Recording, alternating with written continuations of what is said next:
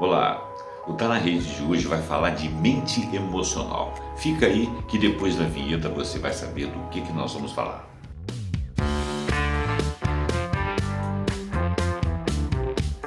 Recentemente foi elaborado um modelo científico de mente emocional que estuda algumas das nossas emoções, algumas das nossas ações em determinados momentos de emoção, porque somos acometidos e que nos mostra mais irracionais que em outros momentos. E também foi firmado um entendimento de que as emoções têm uma razão, uma lógica que lhes são peculiares. As melhores análises da mente irracional estão talvez com Paul Ekman, diretor do Laboratório de Interação Humana da Califórnia, em São Francisco, mas também com Seymour Epstein, que é um psicólogo clínico da Universidade de Massachusetts. E da síntese desses dois estudos, nós podemos extrair uma lista de características que distinguem as emoções do resto da vida mental. As emoções têm a sua lógica, a sua racionalidade. A mente emocional é muito mais rápida que a racional, agindo irrefletidamente sem parar para pensar. Essa rapidez exclui a reflexão deliberada, analítica que caracteriza a mente racional.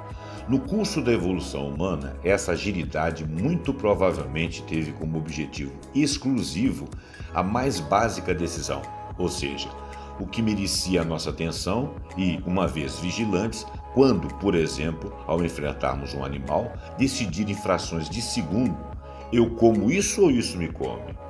As espécies que não forem capazes ou não foram capazes de uma reação imediata tiveram de pouca probabilidade de deixar uma progênie que passasse adiante seus lentos genes de atuação. As ações desencadeadas pela mente emocional carregam uma forte sensação de certeza, que é um subproduto de um tipo de comportamento bastante simplificado de encarar determinadas coisas que, para a mente racional, seriam intrigantes. Mais tarde, de forma mais acurada, pensamos: meu Deus, por que fiz isso? Este é o sinal de que a mente racional percebeu o que aconteceu, mas não com a agilidade da mente emocional. O intervalo entre o que dispara uma emoção e sua erupção é, em geral, praticamente nulo. A percepção de um acontecimento é muito veloz. A constatação de que é preciso agir é automática e não dá tempo de chegar ao nível da nossa consciência racional. A reação emotiva, rápida e rasteira, normalmente, muito antes de sabermos com exatidão o que se passa, é o que vai acontecer. Esse modo rápido de percepção perde em precisão, mas ganha em rapidez. A grande vantagem é que a mente emocional é capaz de captar rapidamente uma emoção e assim de forma fulminante dizer do que nos acautelar, em que confiar, em onde estão os problemas. Ela é o nosso radar para o perigo. Por outro lado, esse modo de percepção também tem algumas desvantagens.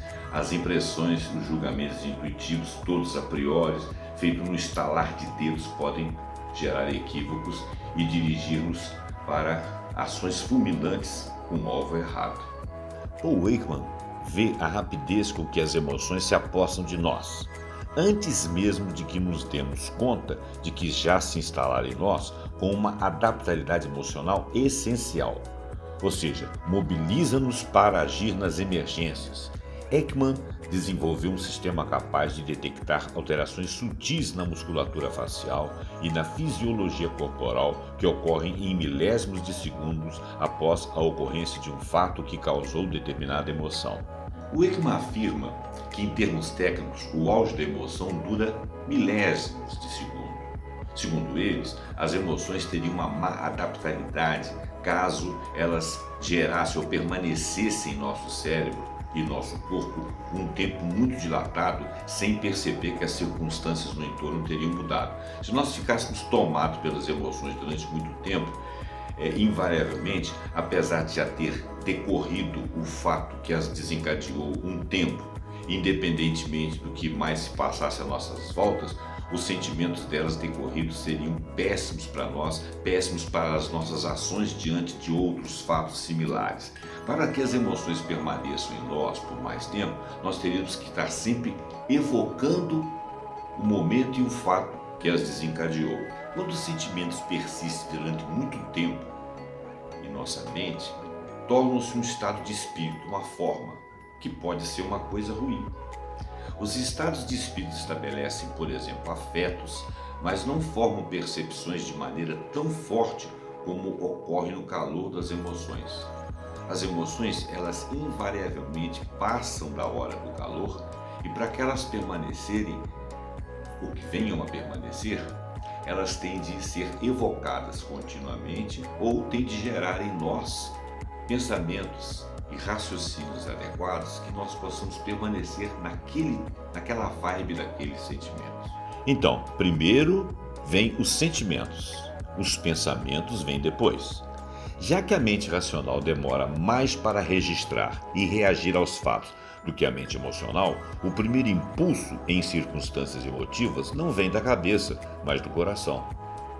Há um outro tipo de reação emocional que não é tão rápido, fervilha e fermenta no pensamento antes de se configurar como consentimento. Esse segundo caminho leva à eclosão de emoções e é mais deliberado e, em geral, temos consciência do raciocínio que leva à emoção. A reação que desencadeia é precedida de uma avaliação extensa. Nossos pensamentos, o processo cognitivo, desempenham, no caso, um papel importante na determinação de quais emoções serão despertadas. Tão logo fazemos uma constatação de um fato, evento ou acontecimento, a resposta emocional é adequada. Nesse processo mais lento, um pensamento mais articulado precede o sentimento. Emoções mais complexas, como o nervosismo e a apreensão diante de uma prova, por exemplo, seguem essa rota lenta, levando segundos ou minutos para se formarem, são emoções provocadas por pensamentos. O fato de não podermos escolher que emoções teremos, observa Ekman, permite que as pessoas justifiquem seus atos alegando terem estado sob impacto da emoção. A mente racional, por outro lado, em geral, não decide que emoções devem ter. Ao contrário, nossos pensamentos em geral nos chegam como um fato consumado. Diante disso, o que a mente racional pode fazer é controlar o curso de nossa reação. Salvo exceções, não decidimos quando nós vamos ficar furiosos, tristes e etc. A mente emocional possui uma lógica associativa, elementos que simbolizam uma realidade ou que de alguma forma lembrem essa realidade são, para a mente emocional, a própria realidade. É por isso que símiles, metáforas e imagens têm comunicação direta com a mente emocional e também a arte, o romance, o filme, a poesia, a música, o teatro, a ópera, a dança. Grandes mestres espirituais como Buda e Jesus falaram ao coração de seus discípulos através da linguagem da emoção, ensinando por parábolas, fábulas e contos. Na realidade, o símbolo e o rito não fazem muito sentido do ponto de vista racional. São representações em palavras do acesso ao coração. E uma forma irrefletida e até infantil, às vezes se autoconfirma quando descarta ou ignora lembranças que possam abalar a crença e se agarra em tudo que possa manter essa crença. As crenças da mente racional, ao contrário, não são firmes. Uma nova evidência pode alterá-las ou substituí-las. A mente racional lida com fatos objetivos. A mente emocional, no entanto, considera que suas crenças são totalmente verdadeiras e, portanto, descarta qualquer coisa que lhe seja contrária. Na mecânica da emoção, cada sentimento tem um diferente repertório de pensamentos, de reações e mesmo de memórias.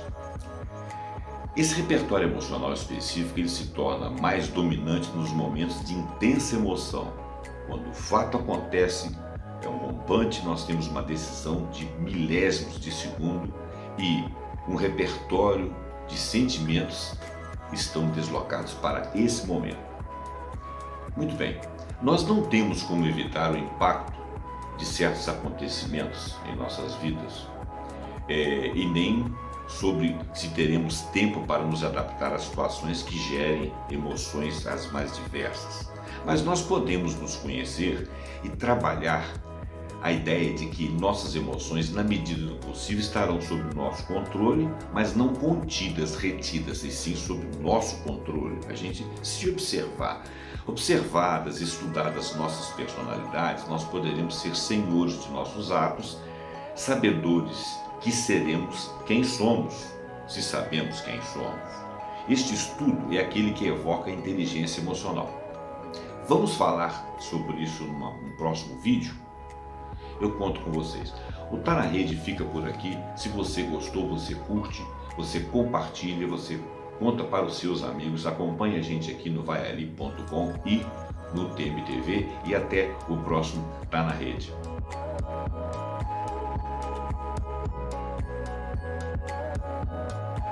Agora somos o Nixon. Vem ser com a gente.